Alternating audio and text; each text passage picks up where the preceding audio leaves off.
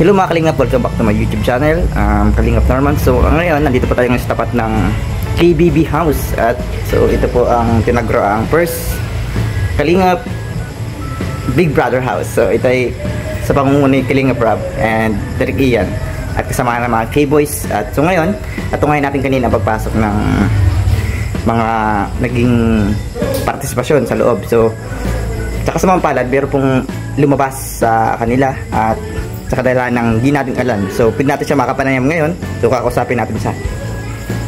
Nakakalungkot guys. So kailangan natin siyang alamin kung anong mga dahilan niya sa kanyang biglaang paglabas. At sa kabila ng lahat na yun, may pumasok na bagong Kalingap, KBB Angels. So interviewin po natin to. So ayun guys, ito po ang kalalabas lang na isang KBB housemate na si, ano pong pangalan sir? Jairo J-Brad. KBB J-Brad. So ano sir ang kadahilanan mo? At grabe ang nangyari sa loob. Sa parang siguro alam mo, naramdaman nila na sobrang lungkot nila, no? Sa sobrang lungkot nila, sila yung napapatalo. Oh, bakit? Bakit ka nga pala nagpa-evict? Bakit ka nag-voluntary? Kasi nga may minamahal tayo sa loob. Ako'y kusang nagpaubaya sapagkat ako'y nalulungkot pag ako'y kanyang hindi pinapansin.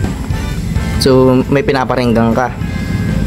So baka hindi ka niya pansin sa loob. Tampo pa rin siya sapagkat may tampo.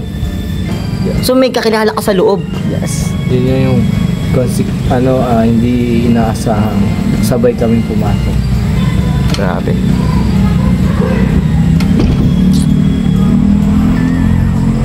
Sa palagay ko, tama aking ginawa.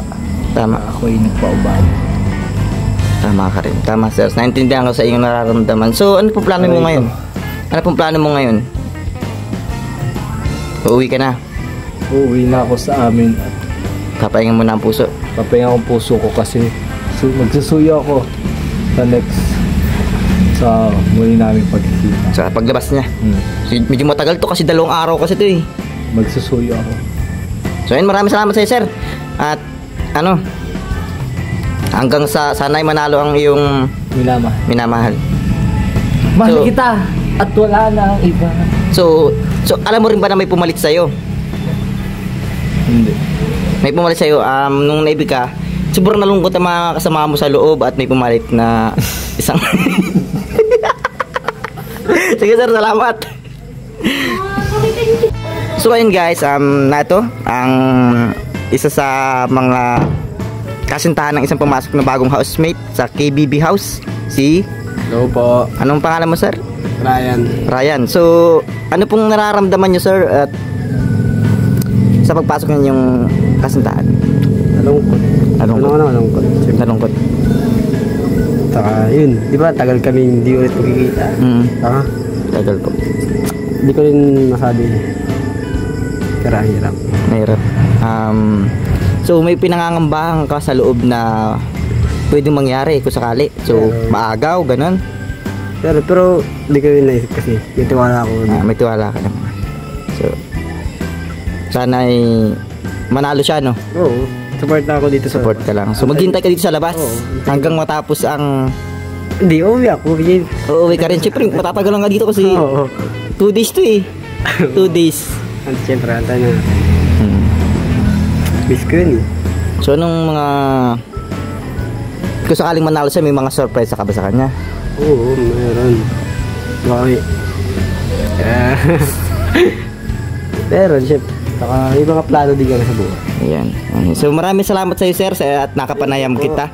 At saka, ano po ako dito, isa ako sa mga ako po isa ako sa mga dito. So ako ay nag-i-interview ng mga taong lalabas at mga kasama ng mga taong lumabas. So andito po tayo sa labas para interview yung mga kapamilya, kasintahan na katulad mo. So sir, maraming salamat at nakapanayam kita sa araw at gabing ito. At medyo matatagal lang pa pong paghintay mo. 2 araw po kasi ang ating KBB House. Thank you, boss. Sa programang hatid ng Kalingap. Thank you, boss. So ayun guys, bukod kay Carla, kay Papa Joms, nandito rin si Kuya Dan. Yan. Hello. So kain na pala, sakto kuya, dating mo. Kain na. Kain ko lang. Oo. So ano, ang nagkaroon ng KBB housemate ngayon. Nakakagulat, di ba? Ano no? KBB housemate. So, ano ito? Parang tema ng... Ano siya? KBB. Parang housemate sila sa mga oras na to. So, sino si Kuya? Si Kuya Nel. Shoutout kay Kuya Nel. So, yun. Ano sila Kuya? Punta ka naman doon. Sino doon? Kuya Ian. So, yun guys, bukod sa ating mga special guests na nag-attend din pala dito. So, sa likod ng vlog na to, nandito rin po pala si Carla. From the beginning ng vlog na to is nandito na si Carla. At si Papa James is nagkasasyon ng pagkain. Then ito si Kuya.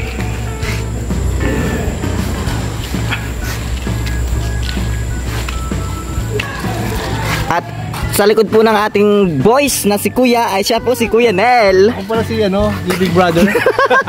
Kasama ang kanyang anak. At kanyang, si Ate Emmy. Asawa po ni Kuya Ian. Ni Direct Ian, head director po. So siya po nakaisip ng lahat ng ito. Kuya Ian, shoutout.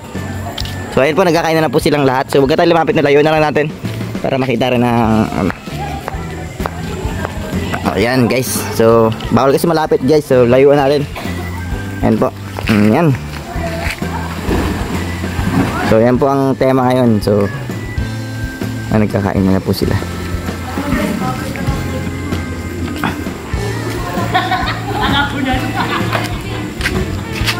So yun guys, bawal tayo lumapit guys, no?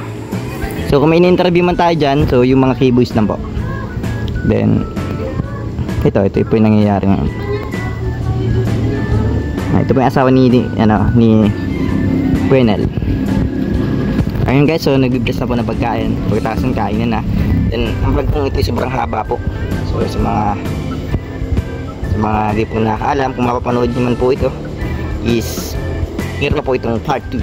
So ang vlog na ito is part 1 lang po. Kung napapanood nyo rin itong vlog ko, hanggang part 1 na po tayo. Hindi na po tayo mag-part 2 guys. So magtatapos din ng ating vlog ay maya. So kung saan matatapos yung vlog ng part 1, din na rin po natin i-into ang ating vlog. Para yung part 2 is hindi na natin abutin. So pwede tayo mag-upload ng part 1 pa lang.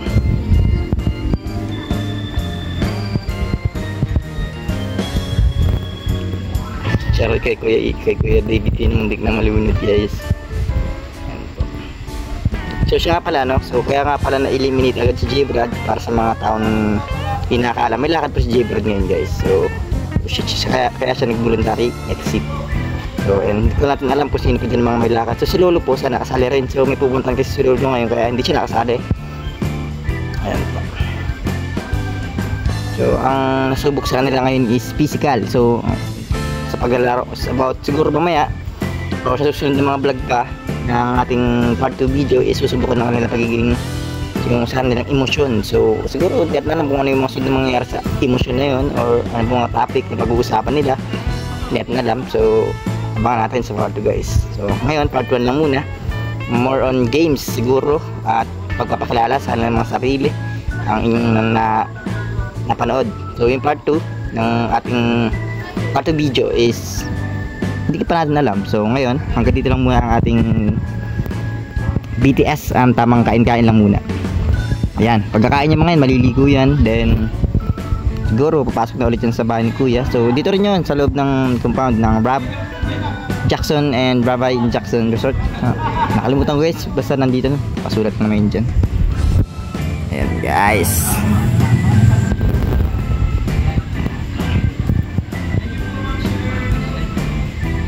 Salamat nga po pala sa sponsor or sumagot ng pagkain na ito. Maraming salamat po sa inyo. Sana po magkaroon po tayo ng part 2 no, sa mga kasi ang problema lang kasi namin sa second channel kasi syempre more on nagbibigay lang kami ng allowance 3, 4, 5k, 6k sa isang beneficiaries, depende sa kung may sponsor pa ito.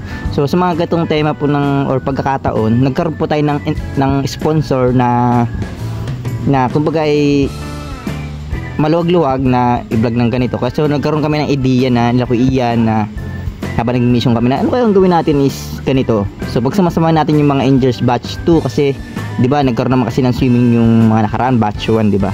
Sa Gumao. So gawin din natin itong batch 2 then ibahin natin yung tema. So ito yung naisip namin guys. Nagkaroon kami ng parang KBB ganito na ginaya natin yung kay Pinoy Big Brother House. At yun nga, ito magiging matagumpay yata sa palagay natin. At sana, ang problema lang kasi namin sa ganito, so yun sa pagkain, kasi more on mag-mission kami is sakto lang para sa isang beneficiary sa hatid na namin tulong. So ganun lang po yun. So mahatid lang namin yun, babagang namin yun, mahatid namin tulong, okay na. So kapag ganito mayroon naman mga sponsor or nagsusubra, so kapag nagkakaroon tayo ng budget, nagkakaroon kami ng tulad ng gandong idea. Kaya salamat sa sponsor na sumagot ng pagkain pong ito. So salamat din pala kay Kuya Rab at pinunlakan tayo na paano dito makapag vlog, kasi karaniwan kasi dito more on schedule kasi talaga dito. So buti nakiusap siguro sila, siguro baka ngayong araw or may nakaschedule pa or baka nireschedule lang nila, no? So maraming salamat kay Kalingap Rob. Shoutout nga pala kay Kalingap Rob. So yun guys, wag natin kakalimutan suportahan ang ama ng Kalingap guys. Bal Santos Matubang, Ate Edna Vlogs, Ma'am Jackie Tapia, at Kalingap Rob. So sige guys, makain din pa ako dyan, sab na ako. So yun guys, ganito na lang ating vlogs guys, at nakain na rin po ako. Mag-ingat po tayong palagi at huwag kalimutan suportahan si Kalingap Supermac vlog guys. Siya ang aking scouter. Yun, mag-ingat po tayong lahat at pagpalain tayong lahat. God bless po. Bye bye, paalam. Audio Jungle.